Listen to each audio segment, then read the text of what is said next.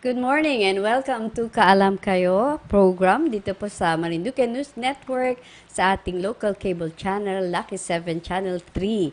So we'd like to greet our Schools Division Superintendent, Dr. LCT Barrios, and of course our OIC, ASTS, Sir Felix Pomaran, and our division chiefs from the Curriculum Implementation Division, Ma'am Lani M. Semilia, and from the School Governance and Operations Division, our Chief Education Program Supervisor, Ma'am Maria Cecilia S. Manay, and ang ating pong Education Program Supervisor, Ma'am Maita M. Lazares, at lahat po ng taga-SGOD, at lahat po ng ating section chiefs diyan po sa STO Marinduque, ang ating pong accountant, ang ating pong budget officer, ang ating cashier and supply officers, and of course our administrative officer, 5, Ma'am May Bernadette O. De La Rosa. Oo, babatiin natin sila kasi malapit na ang Pasko. Joke lang po. Actually, araw-araw po natin binabati yung ating po mga kasamahan sa Division Office. And of course, also our non-teaching and teaching personnel sa ating pong 9 districts in this division. So, magandang umaga at mainit na umaga po sa ating lahat. Ngayon pong umaga ay ongoing ang meeting diyan po sa Marinduque National High School. Update lang po tayo. So, at tayo po ay ongoing ang preparation para po sa posibleng mga potential pilot schools for face-to-face classes. So, meron po tayong naisumite na 23 schools na maaari pong maikonsidera. Depende po yan sa assessment po ng ating po mga officials at kung nakamit po nila or na-meet nila yung mga panuntunan para po tayo ay magkaroon ng face-to-face sa mga sumusunod na paaralan. So, ang ating po mga sumusunod na paaralan na kasama po sa maaaring pilot testing ay ang Bantay Elementary School, Bikas Elementary School, Santa Cruz East Central School, Kamandugan ES, Buyabod ES, Matuyatuya Elementary School, Ino Elementary School, Banuyo Elementary School, Bangbang National High School, Botilaw National High School, Kawit National Comprehensive School, Landi National High School, Landi Comprehensive National High School, Marinlig National High School, Marinduque National High School, Matalaba National High School, Matuyatuya National High School, Mongpong National High School, Sayaw National High School, Tagum National High School, Makapuyat National High School, Tigyon National High School, Yuok National High School, and Bagtingo National High School. So, mapapansin po ninyo, mas marami po ang ating high school at yan po ay kasama na po dyan ang senior high school. So, ang ating po mga engineers and other officials are going around, medyo matagal-tagal na po para i-monitor ang ating mga paaralang nabanggit para nga po ma-assess kung sila ay pumasa sa assessment at nasunod ang mga guidelines and requirements para po sa pilot testing ng face-to-face. So, sa ngayon po ay nag-uusap-usap po ang ating mga opisyal sa Marinduque National High School para po sa nalalapit ding pagdating ng ating Regional Director, Sir Nicolas Capulong. Dr. Nicolas Capulong will be coming here on the 29th together with his company. So, meron po tayong division conference na gagawin sa 30 at iikutan po nila ang ating po mga possible pilot schools for face-to-face classes. So, yan po naman ay dumidepende nga po sa atin din pong kalagayan sa COVID cases, sa ating pong IATF reports, sa ating pong mga local government feedbacks, at kasama rin po ang ating provincial governor. So, yan po ay, lahat po ay may mga koordinasyon. So, wag po tayong magkakaroon ng fear sapagkat kung hindi po natin nami-meet ang requirements ay hindi po ito pasisimulan. So, wag po tayong mangangamba sapagkat hindi po itutuloy ang face-to-face piloting kung ang paaralan po or ang komunidad ay hindi po safe or hindi po na-meet ang panuntunan ng Department of Education. So, ngayon pong umaga naman ay atin po makakasama ang ating pong Guidance Counselor 3 ng Marinduque National High School. Pero before, ibigay ko po sa inyo si Ma'am. Ayan, nakita na pala sa screen. Okay. Si Ma'am Alma ang ating po makakasama ngayong araw. Si Ma'am Alma Teresa del Mundo ng Marinduque National High School.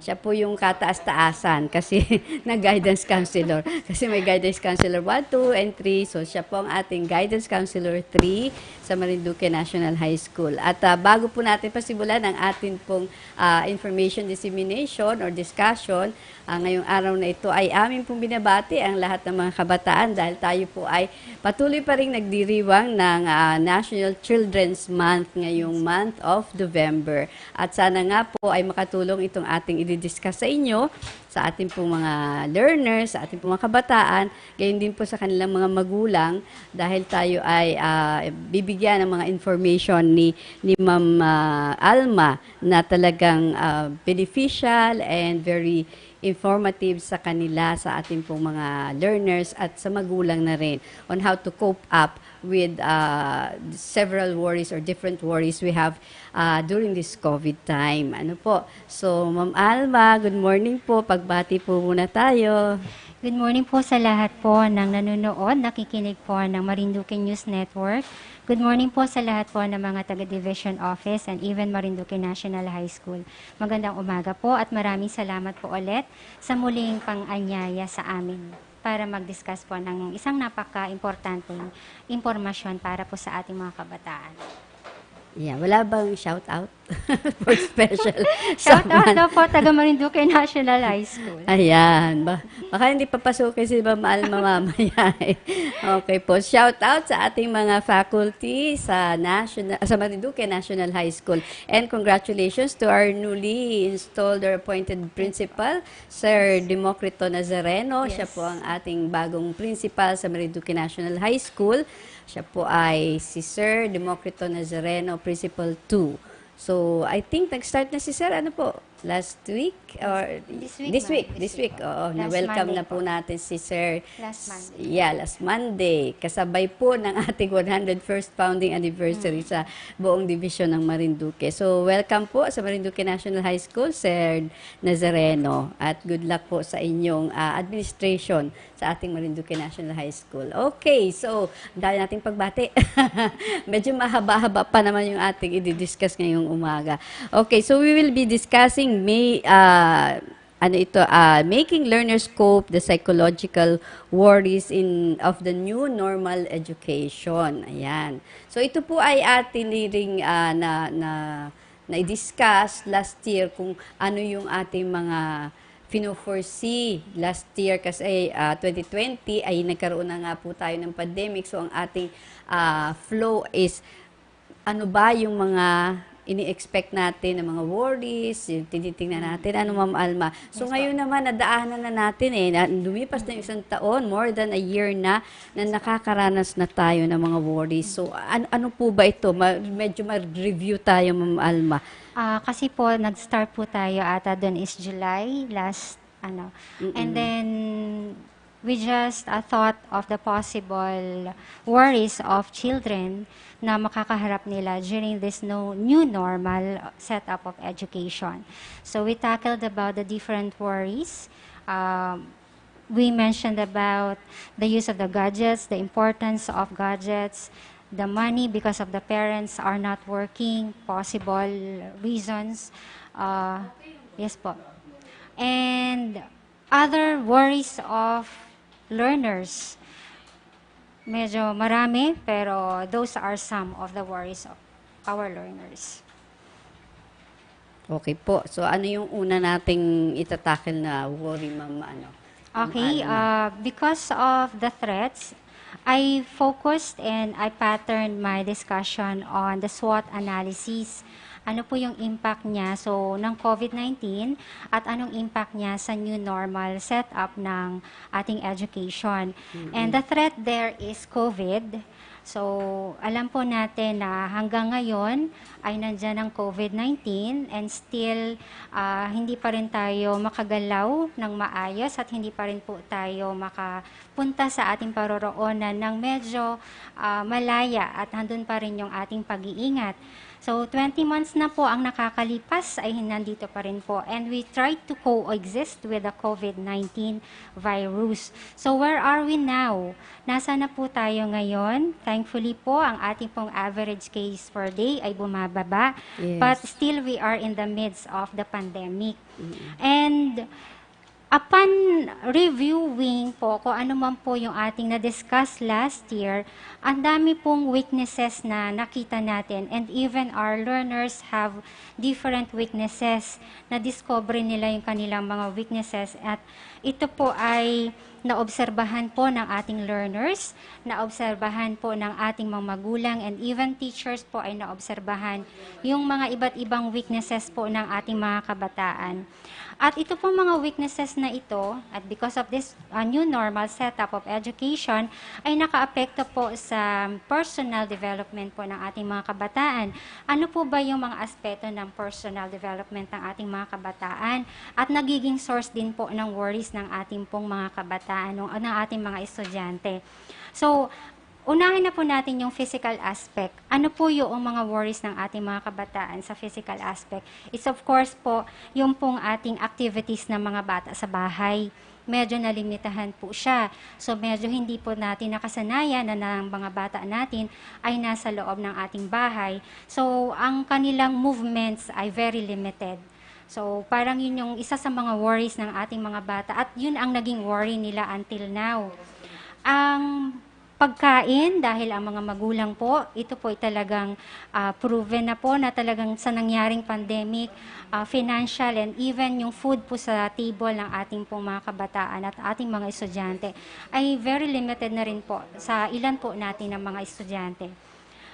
Medyo nagbago ngayon ang sleeping patterns po ng ating mga estudyante. Right, Ano po? oo. Mostly, dati tumutulog sila ng almost 8 hours, 6 hours sa gabi. Magigising sila 5 o'clock, 4 o'clock dahil they have to go to school. They had to go to school before 7 o'clock. Pero ngayon, sila nagbago ng sleeping pattern. Ano po? Mostly sa ating po mga estudyante, hindi naman po lahat. Ano po? Ay tumutulog ng maghapon, nagigising ng alas 10, alas 11. Kaya yung meals nila, breakfast, which is the most important meal sa sa ating pong pagkain, ay hindi na nila nakakain. So kasi, ang tulog nila sa gabi, alas 2, alas 3, because of gadgets and most especially because of nag-a-answer sila ng mga Activities, modules. right. And dahil kulang sila sa tulog sila sa umaga. Sa umaga. Okay? Gising sila sa gabi, tulog sila sa umaga. So, medyo nakakaapekto po. Alam naman po natin, with the medical doctors po na nandito sa ating paligid, alam po nila ang epekto po ng kulang sa tulog. And even nakakaapekto po siya physically at pwede po merong masakripisyo sa ating sistema ng katawan kung mananatili po ang ating mga kabataan na manatili ang ganong klase ng sleeping patterns. Hindi lang ata physically, Ma'am Alma. Yes po, kasi ma'am. Mentally, emotionally. Oo. Yes po, ma'am. Kasi pag walang tulog, parang madali silang maiyamot. Opo, medyo madaling mairita. Oo, irritable. Kasi antok parang kulang. Parang ano lutang, po? sabi nga Yes ng mga po. millennials o Gen Z, mga Yes lutang sa umaga pagka Yes po, napilitang opo. gumising. Yes po, Naku. ma'am. The next po is, dahil po dito sa physical aspect ay very limited po, kaya po sila ay less din po ang kanilang activities. So, yun lang yung naging pattern nila, tulog sa umaga, gising sa gabi, walang movements na masyadong ginagawa. At ang breakfast nila, Ma'am Alma, oo, ini-skip opo. Yes nila. po, ma'am. Even yung lunch, minsan nai-skip na rin kasi ang lunch Yes po, nila is ma'am. alas 2, Yes alas po. 3 ng hapon. Tapos yung breakfast nila parang napapalitan ng midnight snack kasi nga nag-aalas 2 sila na madaling araw, alas 3, no? Which is very alarming po kung Oo. gano'n na po yung pattern ay ayusin na po natin para at least po ay mabigyan po ng karapatang solusyon dun po sa mga bata po natin.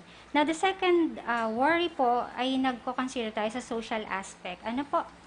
Yung social distancing po natin, it really matters po sa ating mga estudyante. Close ang school, so hindi po sila kakapasok sa eskwelahan. So yung worries po natin, yung worries po ng mga kabataan natin ay sobrang mataas. Yung social self-isolation ay napaka big deal po para sa kanila. Dahil po pag isolated ka, it will decrease the opportunities for new experiences and discoveries. Ano po? So, yun po isa sa mga worries po nila na kinaharap ngayong pandemic. Kulang na sa social interactions, yes po, no? ma'am. Nagkulang sa social interaction, nagkulang po sa pakikipag, deal with other people, makikisalamuha sa ibang tao outside po ng kanilang bahay. The third one and the fourth one is the emotional and mental aspect. Napaka-importante po nitong aspeto na ito na dapat po ay tayo ay masettle po natin. Ang emotional po, it's about the feelings and emotions that our learners are experiencing right now. Andun yung feeling of being sick, yung fear of becoming sick, at yung ma-expose yung family sa virus. Emotionally draining po yan sa ating po mga kabataan. And it could affect also their mental aspect. At yung manner of talking and manner of giving ideas ay pwede rin pong maka-apekto yung nangyayari sa kanila ngayon. Kaya minsan mga bata is yung akala natin, yung behavior nila ay nagbabago. It's because of this, the effect of this pandemic to them. Parang relate ako dyan. Yes yung po, ma'am. the way they speak, the way Yes they po. answer back, Yes po, ma'am. Kasi nga irritable sila. Yes po. Yun, Akala po tulog. natin basta ganun lang. No, may nangyayari po dun sa bata, kaya ganun po ang kanyang behavior. Okay po, and of course po, yung po mga kabataan natin, dahil nasa distance learning po tayo, yung sa mental aspect, nagka-cram po sila. Ano yung ipaprioritize nila? Anong subject areas ang ipaprioritize nila? Ang dami naman, halos bulk ang natatanggap nila na modules every week or every second week. So talagang yung cramming ay malaki po ang epekto sa kanila. Right. And yung reality versus expectation, the parents would expect too much from them. But in reality, the children or the learners are really having a hard time or struggling doon sa ginagawa nilang module. Lalo na if we are expecting them to do household chores pa nga. Yes po, so medyo na-stress na lalo sila doon. Tapos may magchat-chat pa po sa kanila. Of course, they will always be reminded of the things that they have to submit, they have to pass. Kaya yung isip ng bata, hindi na nila alam. At kita ngang mga matatanda, pag sobrang daming trabaho, tapos lahat urgent, lahat ibibigay mo in this time, ay matuturete rin po tayo eh. How much more po yung ating pong mga kabataan. O kaya nga ngayong 2021 school year, medyo nag-adjust tayo, Yes at po, na-advise pa rin po tayo sa ating pong kagawaran na medyo nga ibawas-bawasan natin yung mga activities and consideration to the children. The learners. Word there, ma'am, is consideration. Yan ang key word ngayon. We always stop our teachers and we always tell our teachers and even school managers, personnel na hinay-hinay tayo sa mga activities to be given to our learners dahil na tayo ngang adults, medyo barely managing po yung ating ginagawa at nakaka-apekto na rin po sa ating pag-iisip how much more po yung ating mga learners. Right. At kaya po may nangyayaring home visitation ang mga teachers for them to know po na ano na po yung sitwasyon, bakit po si ganito hindi nagsasubmit, ano yung dahilan, bakit sa ganito ay hindi nakakapagbigay on time ng kanilang mga answer sheets. So, mentally healthy pa ba itong mga bata ito? Sila? Do we need them to be referred po sa mga specialista or professionals? Sabi po rito, nearly 3 in 10 or 29% say their child is already experiencing harm. So talaga po, lahat po, kung siguro isa-survey natin, marami po. Pero ganun pa man, ang suporta po ng parents, say this na ang suporta po ng parents ay dapat po 100%. And still, yes, monitor po your children. So, I would just want to reiterate na meron tayong ganyang mga assessment and findings kasi nga sila po mga teachers and guidance counselors, they go around, they visit talaga. So, kahit po wala sa paaralan ang inyong mga anak, ay nagkakaroon pa rin po ng assessment and evaluation. Yes po, ano, ma'am? Kami po ay required and even the teachers are encouraged, advised to visit their learners para po ma-determine at masagot po yung tanong na ano kaya yung dahilan ba't hindi siya nakakapag-submit ng module on time. So, dun sa upon visitation, we'll be able to know po ano yung mga dahilan na matagal na namin tinatanong. So, only the parents and the learners will say, and the condition of the life po ng bata during the home visitation. Now, another aspect po na medyo affected is the spiritual aspect. Ano po? Medyo yung iba po is naglo-lose ang kanilang faith or even yung belief nila. But then, I believe all of us here now, ay yung iba, strong pa rin yung paniniwala. But sa iba, hindi natin pwedeng sabihin i-generalize ay pwedeng yung iba, naglo-lose na po yung faith. Now, bakit kaya, Ma'am Alma, anong ating pwedeng masabi? Bakit naglo-loosen ang faith during this time of COVID? Parang dapat pa nga mas strengthened ang ating faith, ano? Actually, ma'am, hindi naman po lahat. Kaya lang po, syempre, because of the things happening, you may ask yourself, why parang is it nawawala happening? ng pag-asa. Parang losing hope. For some ay medyo nandun. But I believe all of us, and even those people who can really nandun lang yung kanilang strength, ay yun ang kanilang ginagawa. Lalo na nga at restricted ang mga batang pumunta ng simbahan. Yes po, ma'am. Ano? Nawawala Yes po, na ma'am. yung regular na Opo. pagsisimba. Opo. But now, ma'am, they can now go out and visit the church, or they can attend masses na. But still, practicing po natin yung mga protocols po. Right. And with this po, I believe there are weaknesses po talaga. But this COVID-19, let's see the brightest side of this COVID-19, or let's see the brightest side of this pandemic or new normal setup of education.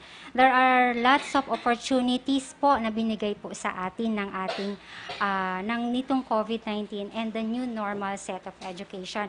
Yung sinasabi po ni Ma'am Maida kanina, it's the spiritual aspect po.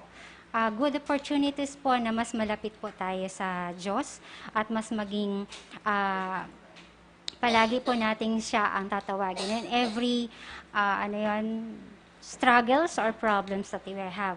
But according to a writer, on the bright sides of good opportunities of this, number one opportunity is that this COVID-19 or the new normal set of education, learners manage to do the modular or the distance learning and spend time at the same time with the family.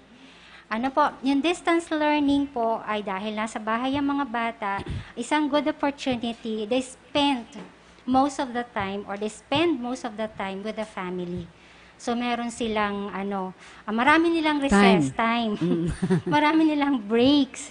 Unlike na nasa school, ang break lang nila 15 minutes sa morning, 15 minutes sa hapon. So, ngayon, yung good opportunity na nakuha natin sa COVID-19 is we spend a lot of time with the family, with our friends, or sa ating pong pagkapaligiran.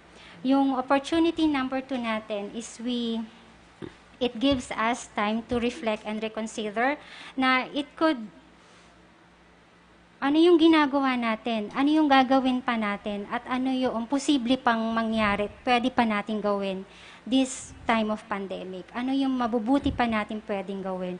Ano pa yung pwede kong ibigay during this pandemic. So, it is a time for reflect and reconsideration. At yung speed and innovation in terms of education, ma'am, hindi natin dati na-discover na pwede pala yung mga Google Meet, mga virtual rooms. Dati hindi natin... Mga asynchronous, ano? Yes po, ma'am. Ang binibigyan natin ng modules na hindi pa madalas, yung pong mga nasa OSY, yung mga ang alam ko naga-module lang nun, yung mga ALS. ALS. Ano Yes. po. Oo. Pero this time, kung babalik po tayo sa new normal, yung setup po ng education, regular or formal schooling, ito po mga modules natin, magagamit natin for those learners na hindi makakapunta sa eskwelahan. school, And that is oo. a good opportunity that we really came up for these materials na pwede pa po natin gamitin in the near future for those learners who cannot and will not be able to attend the formal schooling. Right. Okay po. At saka So, may realization tayo, Yes ano, po. na Opo. ito palang mga learners natin, even without teachers, they can manage. Yes po, ma'am. No? Ang And dami. mostly po sa ating mga estudyante, they can manage na pwede silang natututo na sila lang pala na yung ano yun, Parang on their own self-learning. sasabihin nila, Yes po, ma'am. kaya ko pala yun, ano? Yes po, ma'am. Kaya ko pala, pwede pala akong matuto on my own, pwede akong Yes po. mag-research on my own, sumagot ng mga questions. Pero swerte nga yung mga bata, mga learners na may magulang na gumagabay sa kanilang bahay. Pero dun sa mga learners naman na working parents sila, ang parents nila ay working, andun yung realization that they can do. Ano, they Yes. can manage on their own, ano? Tsaka isa pa rin pong punto is nagamit natin yung technology in a positive way. Nagamit natin na pwede pala siya talaga sa ganitong klase ng paraan. Ito na yung pinakang new normal setup. And learners were able to finish yung last school year natin na ginagamit lang natin yung module, na ginagamit lang natin mga virtual rooms para sa kanilang mga meetings, and even yung mga kumustahan sessions with the teachers. Napaka-importante na Yes po. sinabi ni Ma'am na ginamit natin ang technology sa positive aspect, ano? Kasi ngayon ay medyo nagkakaroon na ng medyo marami na ang presence ng mga cybercrime, yung mga Yes po. ganyan, ano? Yes, Tsaka yung mga opo. scammers. Yes, opo. So beware of that, at talaga yung mga parents kailangan din na namomonitor natin ang ginagawa ng ating mga bata sa ating mga gadgets. Yes Ano, po, Ma'am? ma'am. Tama po yan. Talagang dapat closely monitored po ang mga bata natin dahil marami po ang mga nasa tabi-tabi lang na pwede pong gumawa po ng hindi maganda po sa ating mga anak. And opportunity for po natin yung better meetings na kahit nasa comfort zone tayo or nasa comforts of our homes po ay nakaka-attend po tayo ng mga activities. Ano po, yung ating po mga anak na kahit nandun lang sa kwarto niya o nasa isang sulok lang, ay yung kumustahan session with the teachers ay nagagawa po nila. Ay yung reconnecting and helping po, it really gave us other ways to connect physically, not physically, but virtually. Uso ngayon po yung salitang virtual. Hindi tayo nandun sa isang activity, pero virtually nandun tayo. And as you can see po, isang opportunity na nabigay po sa atin ngayon ng pandemic ay naging syempre less po ang tao sa kalsada, less po ang bata sa labas. Kaya in terms of environment, malaki rin po ang naitulong natin. Malaki po ang naitulong natin kasi medyo umayos din naman po ang ating pong kapaligiran. Dahil syempre limited po ang galaw ng tao, walang tao sa mga parks, wala pong tao sa mga iba pong establishment, kaya ang movement, kaya medyo, ang ating kapaligiran ay medyo cleaner. And the last po is modesty and acceptance na wala na po tayong magagawa. Virus po ito, talaga pong magko-coexist tayo with the virus and we'll try to accept na kung ano man po yung nangyari ngayon. And it provides an opportunity to take a modest role and accept that many things are simply beyond our control. We cannot do something about it, but we can do something na para po sa ating kapakanan at para sa kapakanan po ng ating mga kabataan. Sabi nga po sa isang Korean drama, it's okay not to be okay, but looking at these opportunities po, if you think of your weaknesses, yes, it's okay not to be okay. But looking at these opportunities will give us reasons to know more of our strengths. Ano yung strengths mo? At bakit mo kinakailangang alamin pa kung ano yung meron ka pang pwedeng gawin at ano pa yung discovery mo sa sarili mo. Dahil syempre, pag alam mo, kilala mo ang sarili mo, mga bata, is lahat ng nangyayari sa buhay mo ay lahat ipasasalamatan mo at lahat ay tatanggapin mo at maging grateful sa mga nangyayari na kahit ganito ang nangyaring sitwasyon sa atin, COVID-19, and still we manage to pursue po, magpatuloy pa rin yung pag-aaral ninyo at andyan naman ang government para andito na po tayo sa vaccination po. Kumbaga andito na yung pinakang moment na papunta na tayo sa end ng pandemic na sana nga mangyari. And isa po sa pinaka-iiwan ko sa ating mga kabataan is tulungan natin yung ating mga sarili, yung sinasabi nating self-care.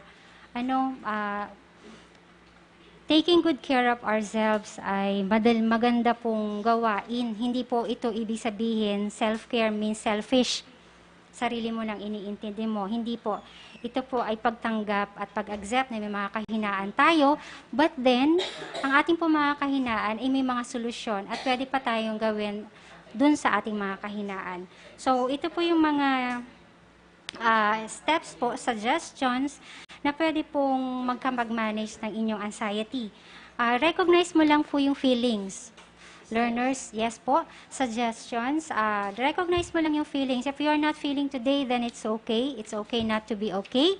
Pero just recognize it and make solutions dun sa feeling na yon. Ano yung pwede mong gawin para masagot or masolve mo yung feeling na yon? Okay, so emotions, galit ka ngayon, then paano mo i-handle yung emotion of anger? Saan mo siya ipapasa or sa anong gagawin mo? No? Yes po, ida-divert. The word is divert. Paano mo siya ida-divert? Saan? And sabi ko nga sa inyo noon, mga kabataan, sa ating po mga learners, always keep a diary. Monitor your actions, monitor your thoughts, monitor your feelings. Anong nangyari sa iyo for the day? Anong nangyari sa module? Nakapagpasa ka ba?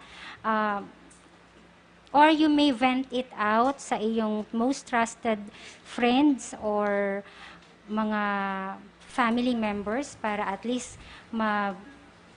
gumaan ang iyong pakiramdam. Huwag naman sa vlog, ano? Yes, ma'am. Kasi yung iba nagpa-public wag ganun. Oo, yun po, reminder ko rin po, learners, at alam ko pong alam nyo naman ito, kaya lang you are emotionally not okay during the time na sinulat mo. Yung pagsusulat ninyo against somebody or pag-ridicule nyo sa isang tao because that tao ay binigyan ka ng something na nakakasakit sa iyo. But it doesn't necessarily mean na sila ay idadaan nyo sa social media. Right.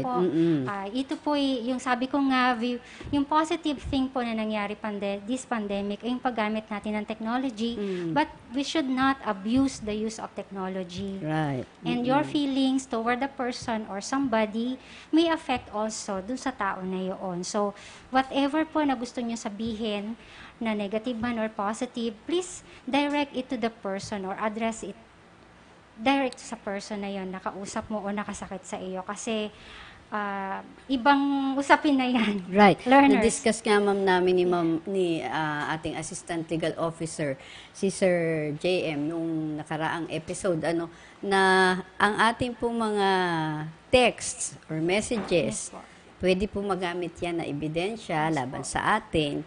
So, hinay-hinay lamang po tayo sa pagpo-post, sa pagte-text, at dahil po ito ay nakukonsider na written po kasi yan. So, pwede natin po siyang i-present sa ating po mga legal venues kung sakasakaling magkaroon na nga po ng kaso.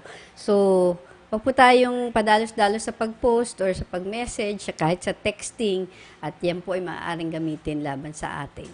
Okay po? Yes po. Kaya learners, medyo alam naman natin na kayo ay very emotional. At pag yung emotion na, tingnan nyo yung emotion. Sinamahan siya ng thoughts or ideas, tapos binigyan ng action. Tingnan natin. So, try to monitor your actions, your thoughts, and your feelings. Kasi baka yung action natin is different dun sa kung ano yung nasa sa isip natin. Kasi sobra tayo emotionally not good or not okay. Maganda siguro, double check muna, no? Yes po, ma'am. Yes, double check your muna. Thoughts and emotions before Yes posting. Po, yes. Or you may write it on your journal. Diary. Okay, yan na lang ang pinakang easiest or safe. Walit ka kay Pedro, gusto mo siyang sabihan ng di magagandang salita, then put it on your journal or diary. Because one way, or ito yung nakakatulong dun sa pag-release ng negative energy o yung negative feelings mo towards the person. But do not put that publicly. Kasi bukod ng usapin yun. Right. Okay po? So, ito po mga kabataan, ito yung sinabi ko na rin sa inyo before, prior sa opening po ng ating klase last school year, at iulitin ko sa inyo that breathing exercise is very good po sa ating health. Yung anger natin, nagalit tayo, try to breathe in and breathe out. Count ka ng 1 to 3. Hinga ng malalim. Sabi nga ni ma'am is isipin, hinga ka lang muna ng malalim, tapos mamalalaman mo na lang hindi mo na pala ginagawa yung gusto mong gawin. Kasi nakapag-isip-isip ka na, nag-count ka na ng 1, 2, 3. Parang give time to yourself muna. Yes po ma'am, give time. Wag muna yung padalos the word is padalos-dalos. Hinga-hinga muna pag may time.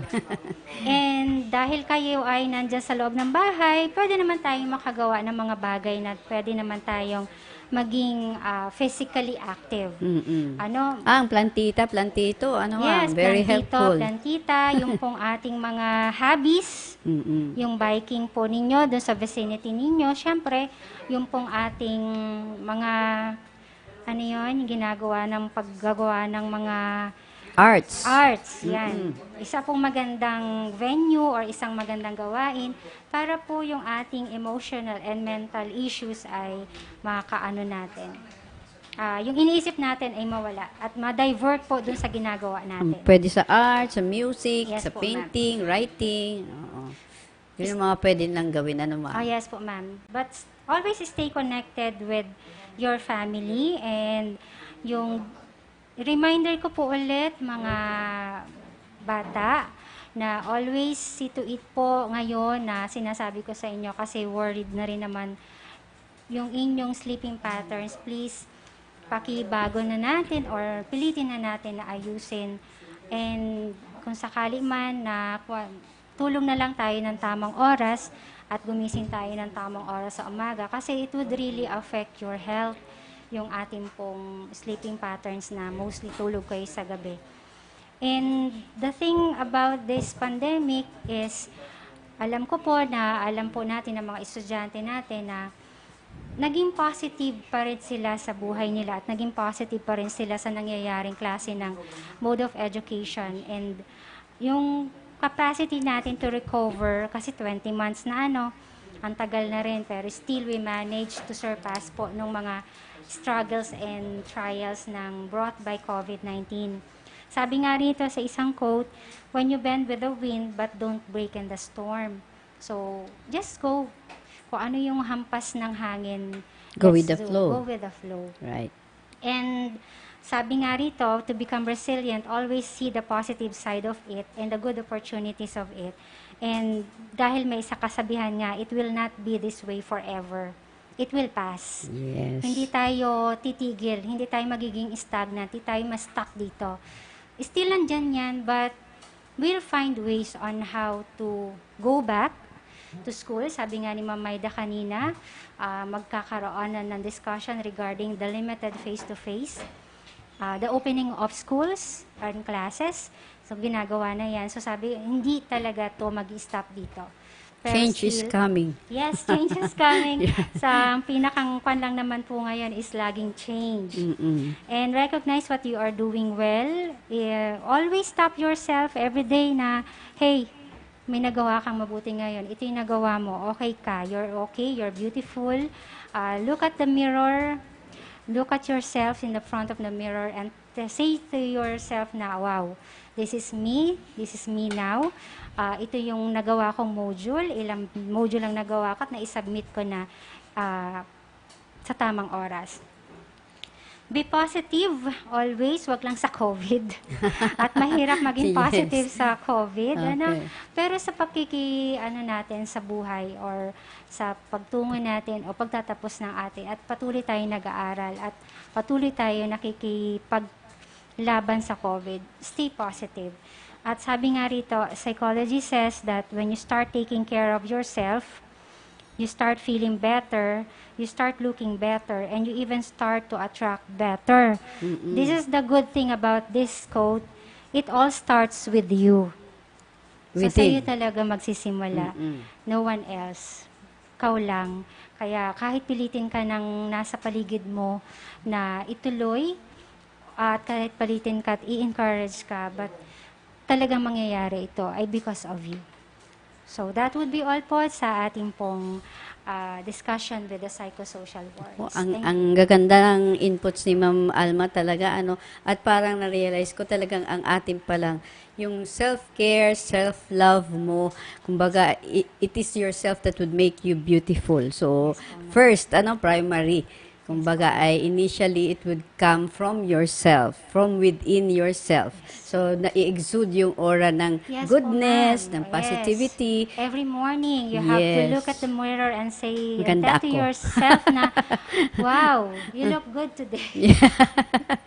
Oo, kasi pagka sinimulan natin ng negative, Positive, yes baka, po, ma'am. baka masundan ng Oo, masaganda Kasi ng pag nega negative. tayo early in the morning, that Oo. will, parang nakakita na kaagad sa mukha mo for that day yun, na talagang nega ka for the whole day. Yes. Pero when you start looking at the mirror and look at yourself, even hindi ka pa nagsusuklay ng buhok, and tell to yourself, say to yourself na, wow, I am beautiful today.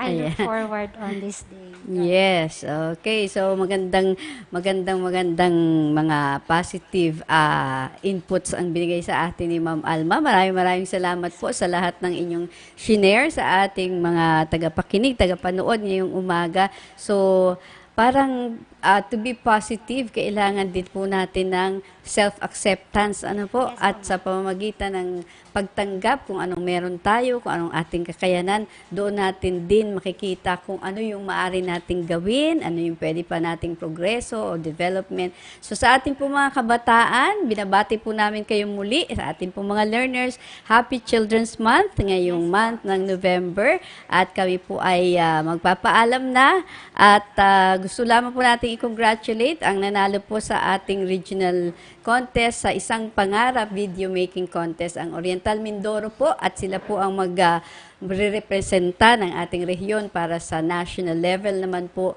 ng contest ng Isang Pangarap Video Making Contest. Yun po yung ating natutunghayan tuwing mag-o-opening and closing ng ating programa. Tayo rin po ay nakapagpadala ng entries dyan, at mapalad naman po ang Oriental Mindoro na sila ang napili para maging representante ng ating rehiyon sa national level competition. So, kami po ay magpapaalam na, at sana po ay ang ating pong mga natutunan ngayong umaga ay talagang tumimo sa ating mga kaisipan at sa ating puso para po even in this time of pandemic ay tayo ay makasurvive ng maayos.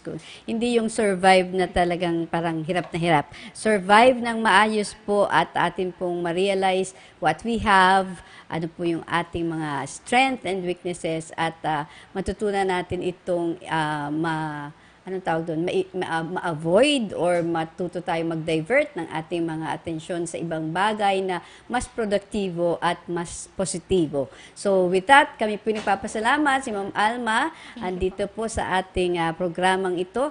Ako po ang inyong tagapagpadalo ng programang ito, ang ating pong advocacy program, Kaalam Kayo. Ating pong binabati ang ating pong kasama, ang ating pong partner sa Social Mobilization and Networking, Dr. Melanie M. Mendoza.